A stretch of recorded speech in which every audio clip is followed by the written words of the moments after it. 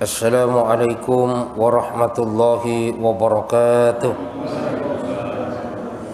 Bismillahi alhamdulillah. Wala hawla wala quwata illa billahil aliyyil azim.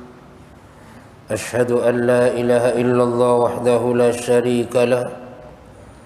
Wa ashhadu anna Muhammadan abduhu wa rasuluh la nabiyya ba'dah. Allahumma salli wa sallim wa barik ala Sayyidina Muhammadin wa ala alihi wa sahbihi ajma'in, amma ba'du. Yang kami hormati para ulama, para ustadz, hadirin hadirat, bapak-bapak, ibu-ibu yang dimuliakan Allah subhanahu wa ta'ala. Alhamdulillah, Allah subhanahu wa ta'ala masih memberikan suatu nikmat kepada kita. Nikmat yang besar adalah nikmat iman, di mana nikmat iman ini merupakan bentuk kasih sayang Allah subhanahu wa ta'ala kepada kita semuanya. Nikmat iman adalah nikmat yang paling tinggi nilainya. Makanya kalau seseorang ini mempunyai iman dalam hatinya, maka hidupnya akan dijamin bahagia dunia akhirat.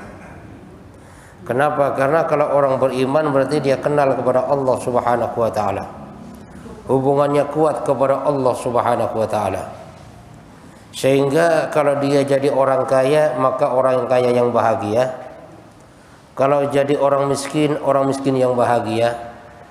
Kalau jadi pejabat, pejabat yang bahagia.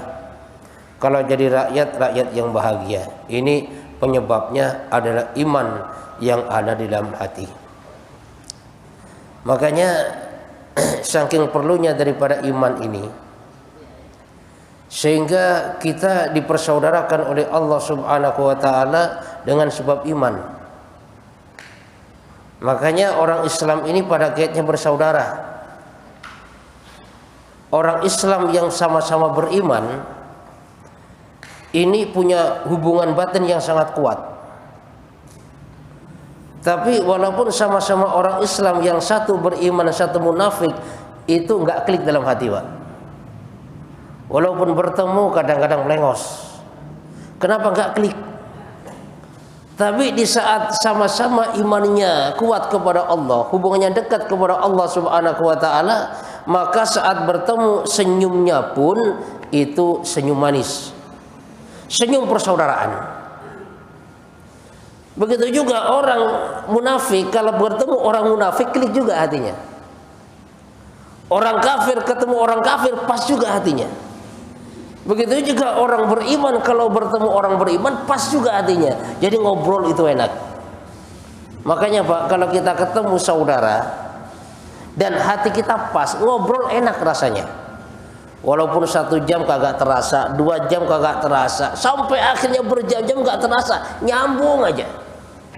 Tapi di saat bertemu seseorang yang gak nyambung hatinya, misalnya yang satu beriman, satu munafik, bertemu, walaupun sama-sama KTP-nya Islam, itu maka gak nyambung, ya.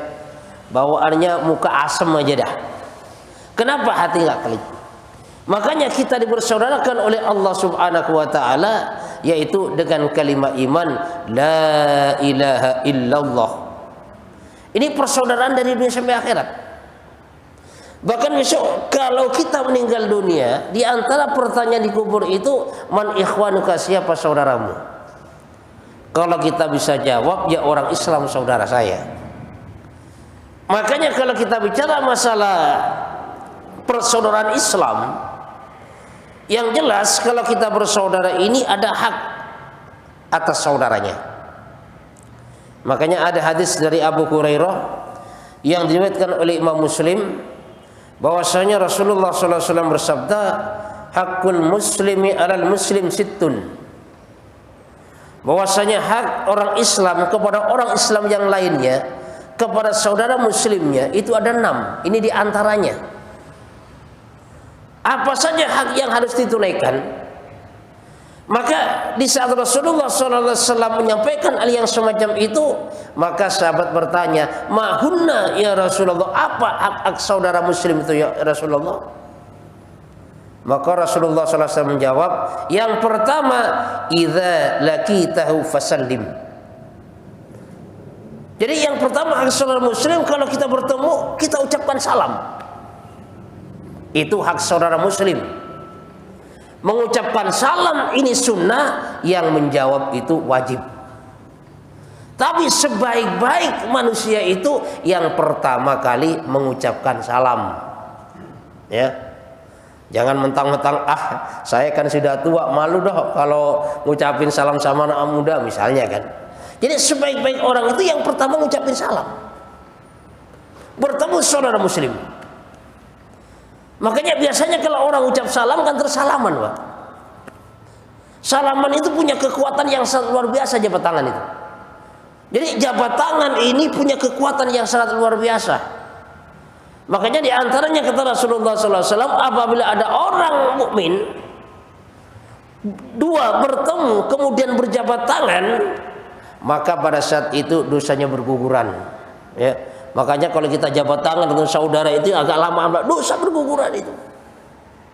Dan biasanya kalau orang sudah mau jabat tangan, itu biasanya damai, Pak.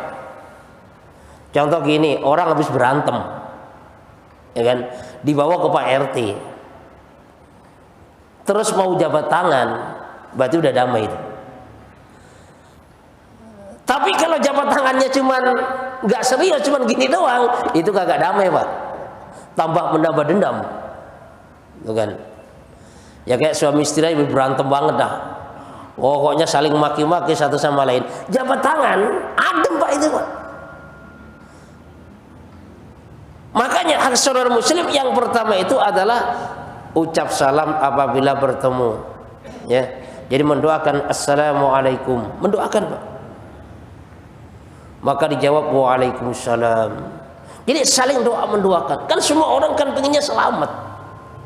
Nah, semakin banyak kita bertemu saudara muslim, berarti semakin banyak kita didoakan selamat. Dan juga kita mendoakan selamat kepada saudara muslim kita. Ya.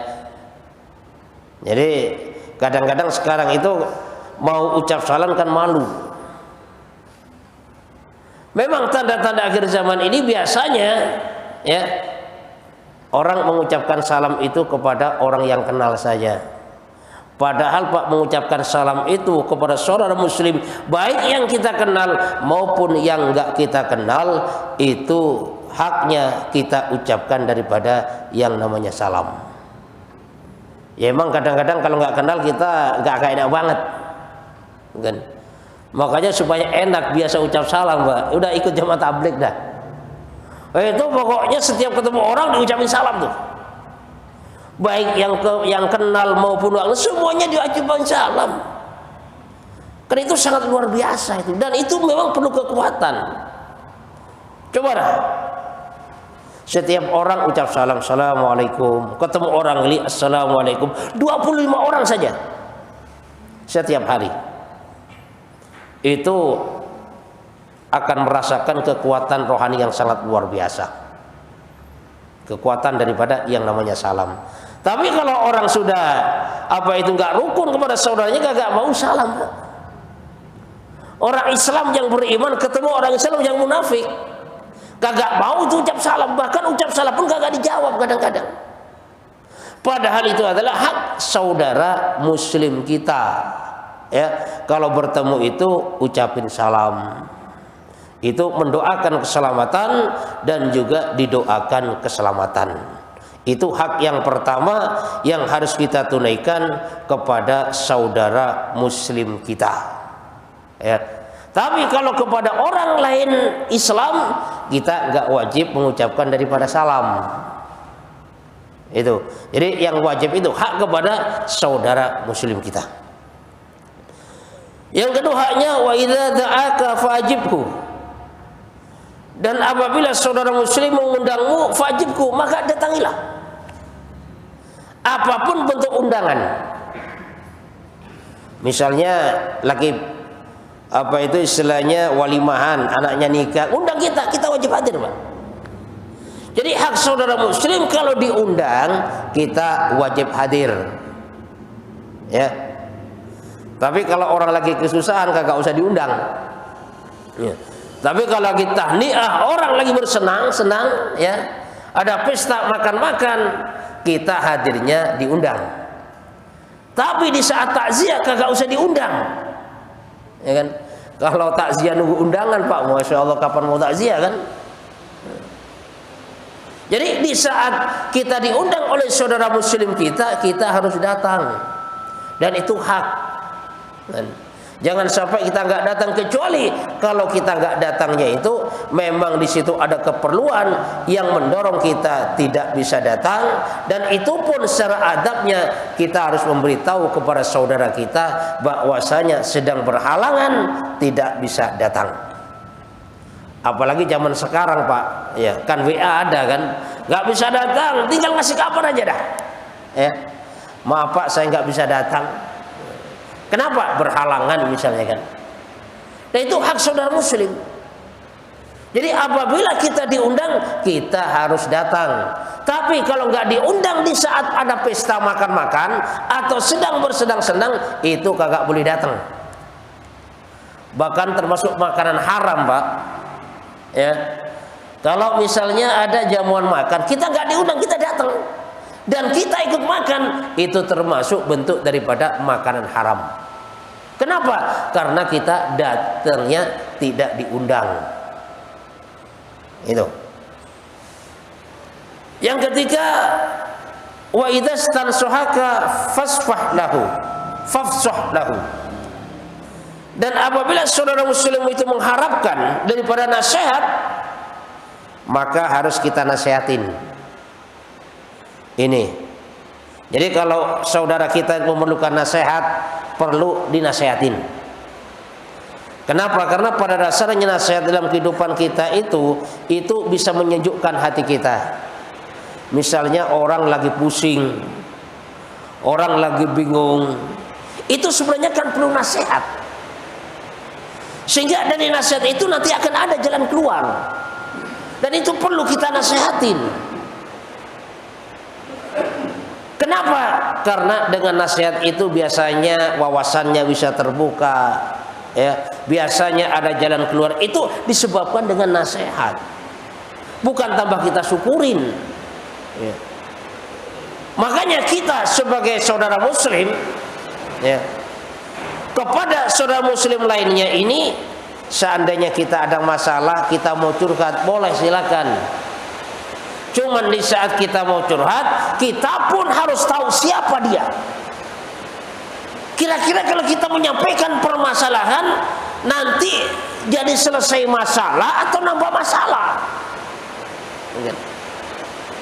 Karena kalau kita menyampaikan permasalahan kita, minta nasihat permasalahan kita kepada orang yang seharusnya nggak tepat, maka bukan selesai masalah, bahkan nambah masalah. Sehingga apa? Sehingga nanti diomongin kepada orang lain. Yang sifatnya rahasia dibuka di depan umum. Kenapa? Bukan kepada orang yang pas. Datang misalnya kepada ulama, kepada orang yang dituakan, yang kira-kira bisa menjaga rahasia. Dan di dalam menasihati ini bisa ngasih jalan keluar. Dan termasuk kita sebagai saudara muslim ini punya kewajiban, ya, saling nasihat menasihati tadi itu. Terutama masalah urusan yang hak. Apa urusan hak? Urusan hak ini, kubur adalah hak, kematian adalah hak, surga adalah hak, neraka adalah hak. Inilah yang harus kita nasihatkan kepada saudara muslim kita. Kita punya hak untuk menasihati. Kenapa? Karena manusia ini pada dasarnya sifatnya lupa. Terutama kalau udah masalah ibadah, bawaannya lupa melulu kadang-kadang. Ya. Makanya kata Allah Subhanahu wa taala dalam Al-Qur'an, wa tawassaw bil haqqi, saling menasihati. Karena manusia sifatnya lupa, apalagi sudah urusan ibadah. Tapi kalau masalah urusan dunia, ini tidak ada perintahnya saling nasihat menasihati. Karena yang namanya manusia, masing-masing itu sudah hafal dengan profesinya. Seorang pedagang sudah hafal dengan profesinya. Seorang pekerja sudah hafal dengan profesinya. Pendek kata, urusan profesi dunia ini masing-masing sudah hafal dan tidak perlu diingatkan. Yang perlu diingatkan apa? Yang perlu diingatkan dunia sementara, akhirat selamanya. Kadang-kadang urusan sholat Pak, ini mudah lupa. Apalagi sudah dagang, dagangnya lagi rame, oh lupa. Sepi aja lupa, apalagi rame. Ini perlu diingatkan. Dan kalau ada orang yang datang mengingatkan kita, pada dasarnya orang itu ngaku saudara kepada kita.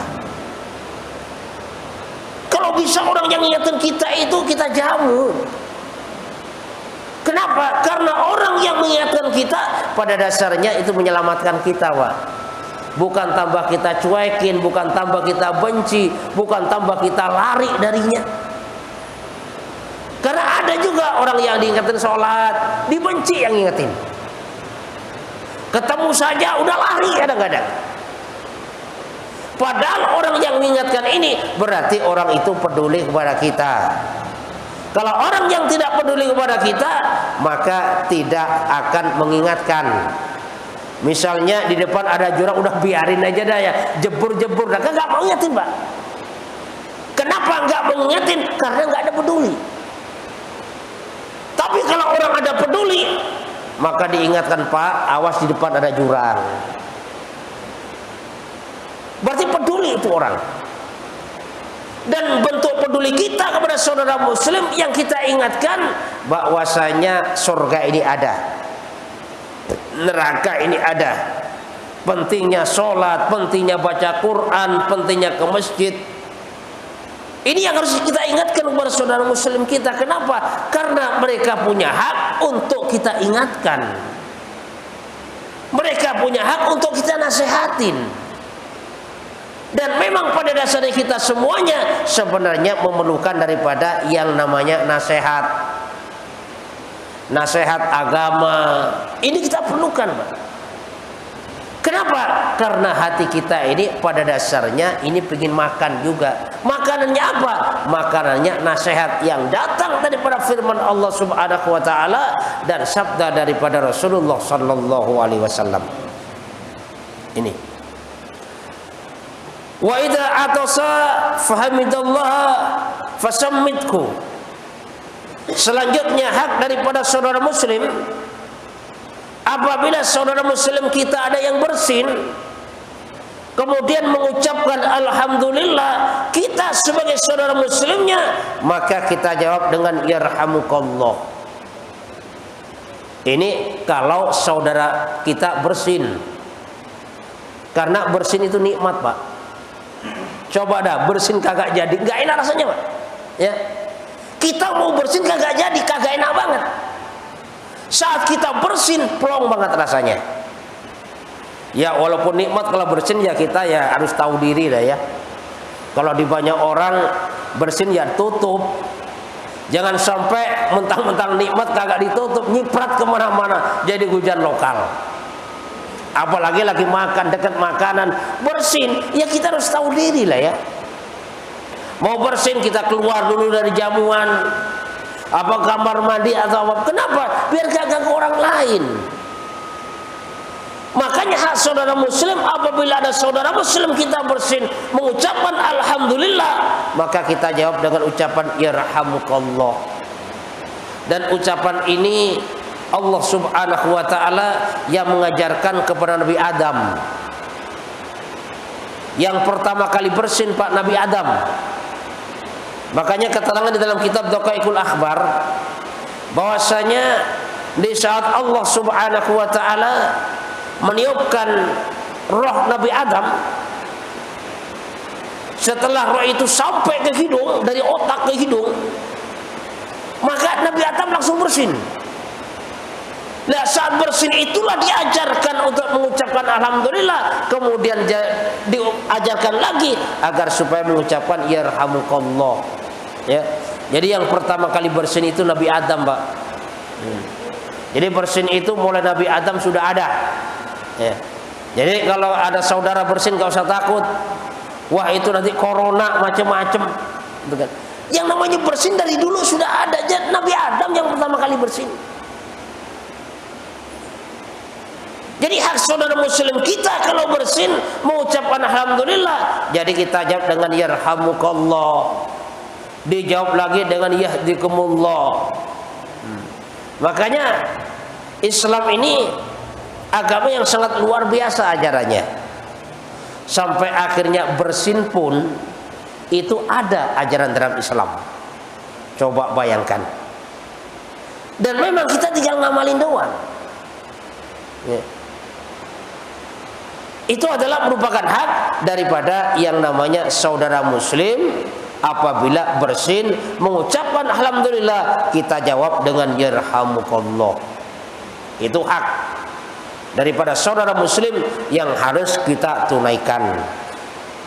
Jangan sampai ada saudara muslim ini bersin lalu kita maki-maki.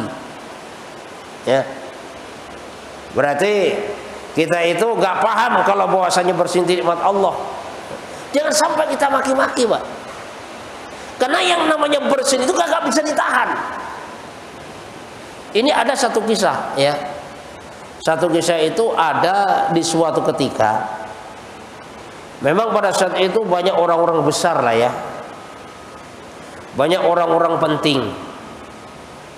Terus ada seseorang yang di dalam ruangan itu mau bersin karena dia malu, ditahan bersinnya, Pak. Akhirnya apa? Jebol itu hidung. Karena bersin ditahan, gak dikeluarin, tapi dikeluarin di dalam. Itu jebol itu, Pak. Nah makanya saat kita mau bersin jangan ditahan, keluarin. Cuman yang kita ada adabnya, kita tutup, ya. Bisa juga pakai tisu, pakai. Yang penting jangan sampai nyiprat kemana-mana dan jangan sampai mengganggu daripada saudara muslim kita, ya. Wa idza marida fa'udhu. Di antaranya hak saudara muslim apabila sakit tengok. Ini hak, Pak. Apabila saudara muslim kita sakit tengokin. Makanya perlu juga di suatu masjid dihidupkan. Tiap hari ada musyawarah misalnya kan. Nanti ada yang ngabarin siapa kira-kira jamaah yang sakit. Atau bahkan kalau bukan jamaah yang sakit, ada nggak kira-kira tetangga masjid ini yang sakit, dikoordinir oleh masjid, ya. Maka datang bareng-bareng nengokin, sama-sama kita doakan, ya kita bawa oleh-oleh. Ini hak saudara muslim. Kalau sakit kita tengokin, bukan sakit kita syukurin, bukan kita tengokin. Dan ini adalah amalan sangat luar biasa. Karena kita nengokin orang sakit, Pak, itu pada dasarnya juga memberikan pelajaran bagi kita. Kalau orang sudah sakit itu nggak berdaya, semakin parah sakitnya semakin nggak berdaya. Walaupun orang gagah, Pak, kalau sakit lemes lah bawaannya. Makanya sekali-kali bolehlah kita ke rumah sakit, ya, kita nengok orang sakit di rumah sakit. Itu kan masya Allah. Itu bekas orang-orang gagah banyak, Pak. Badannya besar, gede, gagah. Tapi kalau sudah sakit udah nggak ada apa-apanya tuh. Sudah nggak ada lagi yang dibanggakan. Makanya kadang-kadang kalau kita itu ngasih saran orang sakit, ya, kita ajak bicara agama, kita ajak bicara masalah sholat. Bapak nanti kalau udah sembuh niat ke masjid, Pak, ya, niat ke majelis taklim, niat baca Quran, berjamaah dijaga. Kagak ada yang lawan tuh, Pak. Jawabnya apa? Iya, iya, iya. Dan biasanya ini pengalaman, Pak. Kalau orang sakit ditengokin bareng-bareng daripada masjid itu kan, didoakan, Pak, nanti kalau Pak sembuh ke masjid, ya, iya, biasanya sembuh, Pak. Biasanya seperti itu, sembuh nanti. Tapi giliran sembuh gak ke masjid, sakit lagi. Bahkan sakitnya itu parah. Kenapa? Karena itu sudah bentuk daripada janji. Bapak kalau sembuh ke masjid, iya saya ke masjid. Itu kan janji, Pak. Janjinya kepada Allah Subhanahu wa taala, Allah sembuhkan beneran. Giliran sembuh tidak ke masjid, biasanya tambah parah itu sakitnya, ya. Dan yang namanya orang sakit itu kan perlu hiburan. Apalagi istilahnya temennya datang, seneng banget. atau bahkan orang yang biasanya apa itu istilahnya dimusuhin sama dia, giliran dia sakit yang dimusuhin itu datang, Masya Allah senang banget Pak. Itu contohnya di zaman Rasulullah SAW, orang Yahudi yang selalu gangguin Nabi dulu. Nabi ke masjid digangguin, dilempar kotoran, pokok tiap hari mengganggu Rasul. Tapi di saat suatu ketika Nabi ke masjid kok nggak ada yang ganggu. Maka bertanya, itu kemana itu bapak itu, kok tumben-tumben perek gangguin saya? Kalau bahasa kita, oh dia lagi sakit ya Rasul. Lagi sakit, Nabi yang pertama kali nengokin. Ya waktu Nabi masuk agak takut juga, jangan-jangan ini mau balas dendam nih, mentang-mentang saya sakit nih. Tapi ternyata Nabi bawa oleh-oleh. Ya, Nabi dengan tutur kata yang bagus, menasehati dengan penuh kasih sayang. Yang akhirnya orang Yahudi yang biasa ganggu Nabi tadi, akhirnya beriman memeluk Islam. Baca syahadat di hadapan Rasulullah SAW itu sebab ditengokin. Ya, makanya kita belajar Pak, kalau dengar saudara sakit kita tengokin. Cuman permasalahannya 2-3 tahun terakhir ini kan kita ribet Pak. Mau nengokin tuh ribet, urusannya itu ribet, sehingga banyak orang sakit kagak bisa ditengokin. Ya, bahkan orang meninggal pun kagak bisa kita takziah karena sistem itu kan. Ya, yang penting kita doakan lah ya. Tapi insya Allah kalau nanti kondisi normal ya, maka ada saudara kita sakit ya kita tengokin. Boleh kita tengokin bareng-bareng, boleh kita sendirian ya. Karena itu sebagai penghibur ya. Dan merasa senang Pak kan? Orang sakit ditengokin merasa senang dan merasa terhibur. Kita ajak bicara dengan enak, itu senang Pak kan?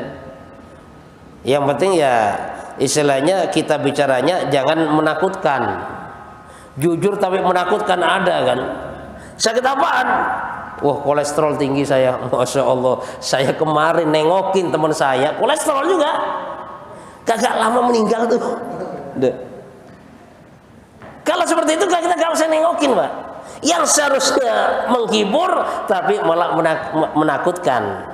Ya kita hiburlah. Itu penyakit datangnya dari Allah, yang menyembuhkan juga Allah. Walaupun orang sakitnya parah, kalau nggak waktunya meninggal kagak meninggal, kan menghibur kan. Itu. Kenapa? Karena rata-rata manusia ini takut dengan kematian, bukan? Sehingga berbagai macam cara Pak ya, untuk bisa menghindar daripada kematian. Padahal kalau kematian itu sudah datang, waktunya datang, baik dia sakit maupun gak sakit, tetap saja kematian itu akan datang. Ya. Selanjutnya hak daripada saudara muslim, wa idza mata fattabi'hu. Dan apabila ada saudara muslim kita meninggal dunia, maka fattabi'hu, ikutin sampai ke penguburan. Jadi kita takziah. Kita kalau bisa ikut memandikan, mengkafani, mensolatkan, ikut takziah sampai ke penguburan. Di situ kita doakan. Karena ini hak saudara muslim. Itu. Ikut sampai ke penguburan. Waktunya sholat jangan sampai lupa. Kita ikut menyolatkan. Karena Pak memang kadang-kadang Pak nyolatin mayat ini nggak banyak juga orangnya, tergantung orangnya juga. Kalau orangnya gak sholat, yang mau nyolatin malas juga Pak. Itu kan. Ada suatu kisah. Ada ya istilahnya orang hebat lah, orang besar di mata manusia meninggal dunia. Berita disiarkan, nggak lama itu karangan bunga Pak, Masya Allah itu berjejer, penuh di jalan. Pokoknya jalan depan rumahnya penuh dengan karangan bunga. Bahkan yang datang pun banyak juga. Pokoknya keren-keren lah, pakai mobil semuanya. Pokoknya dandanannya hebat-hebat lah, banyak yang datang. Tapi giliran waktu nyolatin, cuman bisa dihitung jari yang mau nyolatin. Diajak yang di luar masjid, Pak, yuk Pak sama-sama kita nyolatin Pak. Wah ribet nih Mas, pakai sepatu segala, macam-macam alasannya. Sehingga apa? Sehingga walaupun yang takziah itu banyak, yang nyolatin bisa dihitung jari Pak. Ya makanya kalau orang nggak sholat biasanya mau nyolatin ini malas juga Pak. Tapi kalau orang ahli sholat, orang soleh, yang nyolatin berebut. Itu, yang nyolatin berebut. Ya memang yang namanya jenazah itu memang punya sifat masing-masing. Ya. Jadi kalau memang dia ahli sholat, maka dia akan mudah mendatangkan orang banyak untuk sholat. Tapi kalau nggak sholat biasanya orang ini malas juga nyolatin. Makanya kita harus menjaga daripada yang namanya sholat. Ya. Qala sallallahu alaihi wasallam, al-muslimu man salimal muslimuna min lisanihi wa yadihi. Rasulullah sallallahu alaihi wasallam bersabda, ini diriwayatkan oleh Al-Bukhari di dalam Sahih Bukhari di bab tentang fil iman. Rasulullah sallallahu alaihi wasallam bersabda bahwasanya orang Islam itu adalah orang yang selamat. Orang Islam adalah orang yang dimana saudara muslimnya itu selamat daripada lisannya dan tangannya. Ya, maksudnya di sini orang Islam yang sebenarnya adalah dimana saudara muslimnya itu selamat daripada lisan dan tangannya. Lisan ini termasuk pembicaraannya selamat, aman, selamat. Artinya apa? Artinya lisannya ini nggak tajam.